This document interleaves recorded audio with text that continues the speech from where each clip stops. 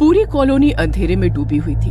हर तरफ सन्नाटा था और झिंगुरों की तीखी सी आवाज के अलावा वहां कोई आवाज सुनाई नहीं पड़ रही थी। दिशा को हाथ से बाय करते हुए विजय 3 नंबर वाले मकान का दरवाजा खोलकर अंदर जाता है और जैसे ही लाइट्स ऑन करता है उसे अपने सामने दिशा खड़ी हुई दिखाई देती है। दिशा, तुम तो चली गई थी ना, अंदर कैसे आई तुम? अरे तुम्हारे साथ ही तो अंदर आई हूँ, अंधेरे में ध्यान नहीं दिया तुमने। अच्छा सुनो, यहाँ पर एक बेड भी है, 1 हफ्ते पहले ही खाली हुआ है। ये रूम अभी रहने लायक होगा। तुम्हारे पास रहने की जगह नहीं है, इसलिए आज रात तुम यहीं सो जाना, सुबह मिलते हैं। विजय कभी सोच भी नहीं सकता था कि दिल्ली जैसे अनजान शहर में पहले ही दिन कोई खूबसूरत लड़की उसे मिल जाएगी और उसकी इतनी मदद भी करेगी।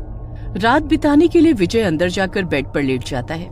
अगले दिन सुबह उसके सोकर उठने के कुछ देर बाद ही दिशा उसे नजर आती है। तुम अपनी कोचिंग को आओ, अब इस घर से कोई तुम्हें निकाल नहीं पाएगा, तुम निश्चिंत होकर यहाँ रह सकते हो। लेकिन किराया? फ्लैट मेरे जानने वाले का ही है, तुम चाहो तो मुझे ही किराया दे देना, मैं दे दिया करूंगी। विजय को एक खूबसूरत लड़की का अपने लिए कंसर्न बहुत अच्छा लग रहा था। मैं बैंक की कोचिंग करती हूँ, दोपहर में 2 घंटे के लिए जाती हूँ, उसके बाद जब चाहे मुझसे मिलने आ सकते हो। मेरा फ्लैट नंबर 6 है। एक बात का ख्याल रखना, यहाँ पर आउटसाइडर्स अलाउड नहीं है। किसी बाहर वाले को इस कॉलोनी में लेकर कभी मत आना। और हाँ, कॉलोनी के लोगों को भी डिस्टरबेंस बिल्कुल पसंद नहीं है, इसलिए कभी भी किसी का दरवाजा मत खटखटाना। ओके। विजय को दिल्ली रास आ गई थी। हर रोज सुबह जब वो उठता, उसे दिशा के हाथ का लिखा हुआ गुड मॉर्निंग नोट उसके दरवाजे पर लगा मिलता।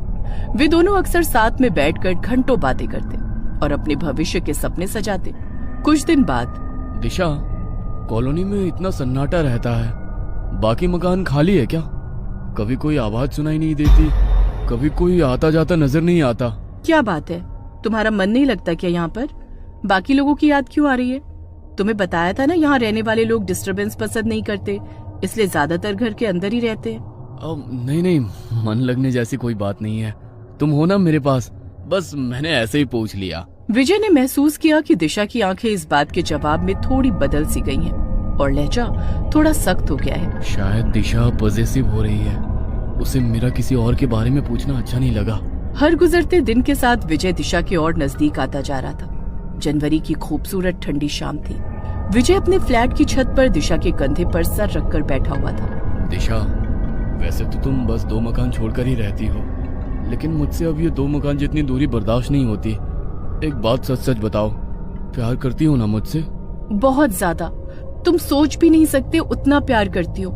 तुम्हें पाने के लिए किसी भी हद तक जाने को तैयार हूँ मैं। सोच लो, प्यार करोगे तो हदों को पार करके निभाना पड़ेगा, वरना